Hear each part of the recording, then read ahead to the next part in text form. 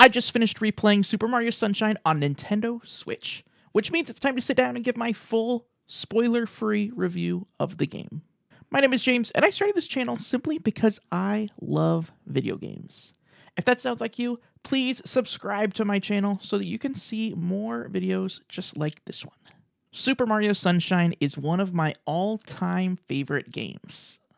As a kid, I remember endlessly playing it on GameCube, which I have my GameCube version here, and I was super excited when they released it on Switch as part of the Super Mario 3D All-Stars collection, which I have here as well. Today's review is going to focus on the Switch version available in Super Mario 3D All-Stars, and all of the footage in this video came from that version that I recorded myself. I played this game on Nintendo Switch.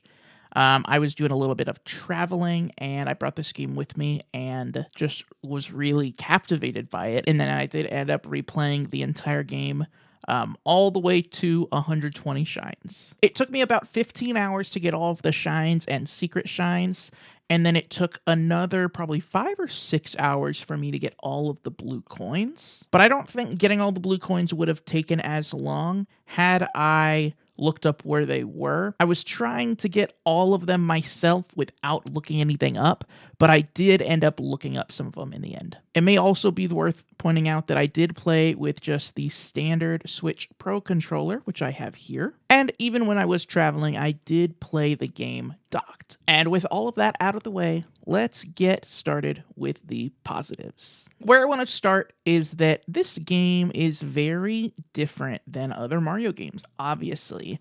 In this game, we see Mario and Peach and the crew go on a vacation to Isle Delfino, and a lot of the game follows that same tropical setting, that island mentality, instead of just our normal levels falling into our same kind of stereotypes that we see in like Super Mario 64 and most of the Mario games of just having like, I don't know, a water level, a snow level, a grassy level. We get to see them kind of make some creative decisions and kind of go above and beyond with the level design. And the music in the game is my favorite of any Mario game. This game has some fun tie-ins to Luigi's Mansion, and it's also the very first introduction of Bowser Jr. What I really love about the game, and what really keeps me coming back to it year after year, is that the platforming is so precise and deep. Most of the obstacles and challenges that are presented to you can be solved with a simple solution, or there's also like a more complex, more difficult solution where you can kind of show off your platforming skills a little bit. One example of this is in the level The Goopy Inferno, where you don't have FLUDD with you and you're supposed to do some maneuvering and some platforming underneath the surface of the level to be able to climb to where FLUDD is being held. But if you're an expert player and you want to practice some more precision platforming, you can actually take a really cool shortcut to be able to chop the level in half. And the last positive that I want to get into is that I really enjoy the boss battles in this game. When I was preparing for this video, I was kind of counting up, and I think there's somewhere around, I think that there's over 20 boss battles in the game, which some of them aren't exactly bosses, and some of them do get used more than once, like Gooper Blooper and Petey Piranha. But the diversity of the boss battles and the way that they were able to make new and interesting battles with a lot of enemies that we haven't seen before was really cool. Up next is the mixed section. These are things that aren't good enough for me to put in the positives, but aren't bad enough to put in the negatives, but I still want to talk about. I mentioned the diversity in the bosses earlier. I do also think it's worth pointing out that some of the bosses do repeat as well. The very first boss in the game, the one that you fight at the airstrip, in like the introduction section. So you fight that boss at the airstrip, you fight it again to unlock Banco Hills, which is World 1. You fight it again in Banco Hills Level 1. You fight it again to unlock Rico Harbor, which is World 2. And then you fight it again to unlock Gelato Beach, which is World 3. Unfortunately, all of the repeat bosses, especially fighting that sludge monster like 5 times, is right at the beginning of the game. It can kind of set the tone in feeling like you're doing the same thing over and over again, even though that after that, there really isn't a whole lot of repetition. The next thing that I feel like I should mention is that within the different levels, there's also lots of repeat objectives. You get 24 shines from collecting blue coins, which is kind of a lot. 24 have you collecting red coins. Each world and Delfino Plaza have shines that you can get by collecting 100 coins, so there's another 8 of those. And then each world does have a Shadow Mario Chase shine, so there's 7 of those.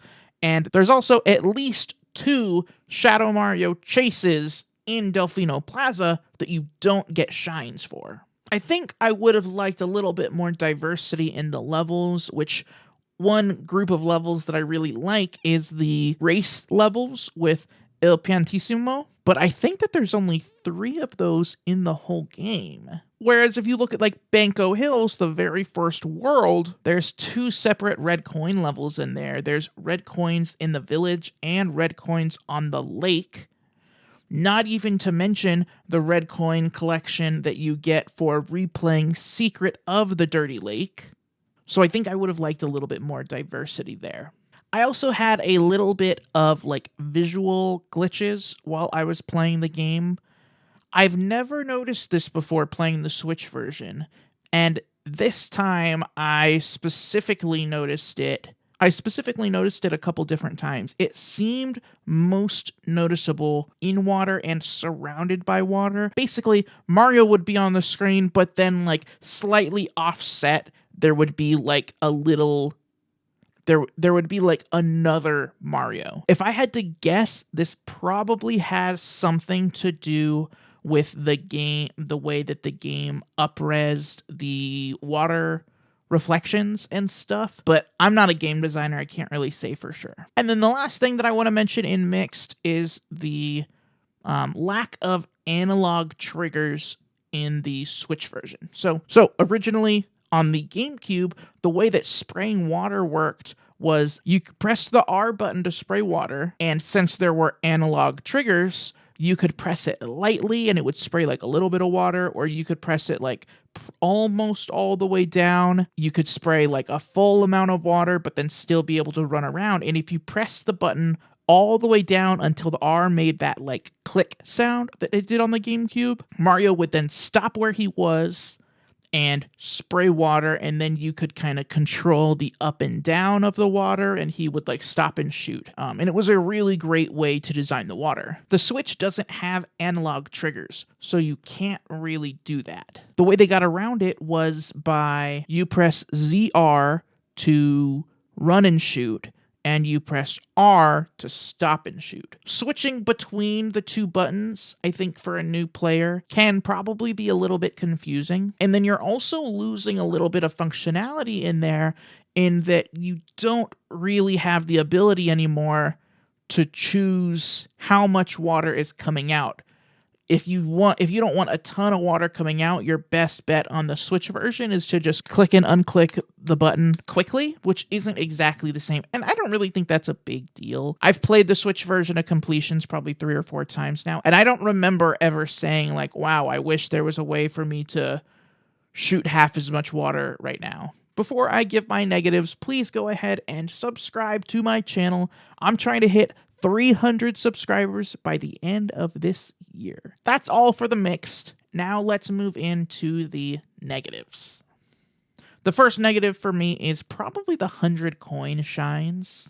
I get that they want to reward you for being able to get 100 coins in each level. However, it can be frustrating when each individual level of every world is not guaranteed to get you 100 coins. For example, Noki Bay level 6 has tons of coins everywhere. There's coins all over the water. You can go and spray some stuff to open up some new caverns, and there's coins up in those caverns. It's really easy to get 100 coins in that level. If you try a different level in Noki Bay, like the red coins in the bottle, where you don't even get to run around the level. You're just thrown into the bottle right off the start. There's no way to collect 100 coins in the bottle because there aren't 100 coins in there. So I think what I would like is for it to either tell you, I think maybe I would like for it to tell you, like, this is where you're going to want to do the 100 coins, or maybe even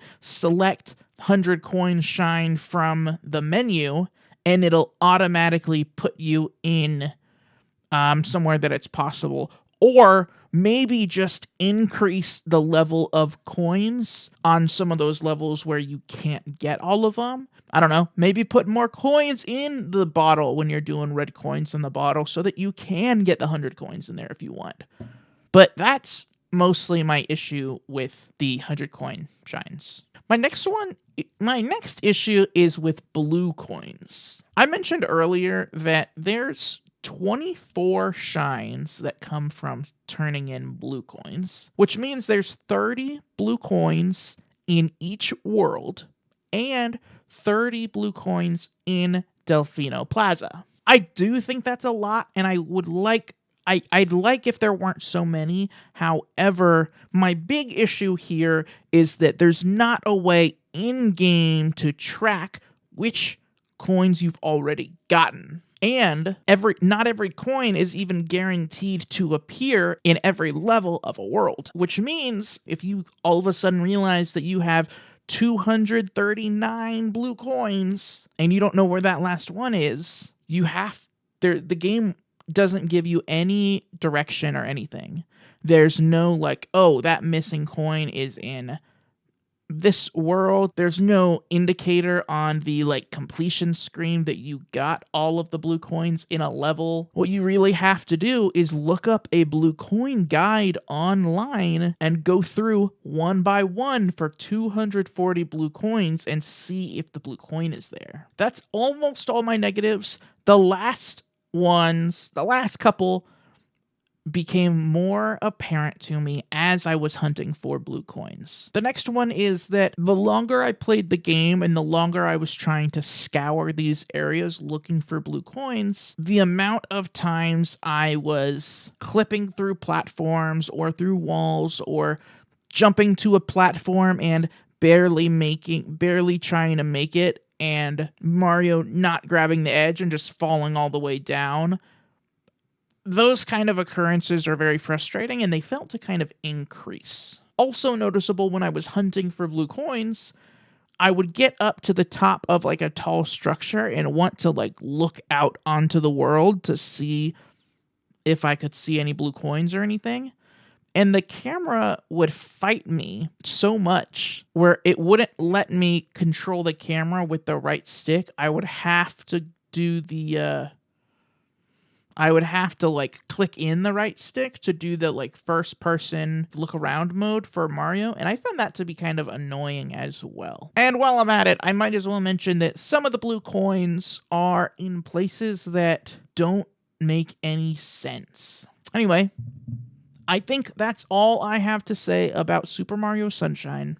In the comment section, please let me know what you think of Super Mario Sunshine. Until next time, the best way to keep up with me is on Twitter and on Instagram at James_Solar and on Blue Sky at jamessolar.bsky.social. Thanks, guys.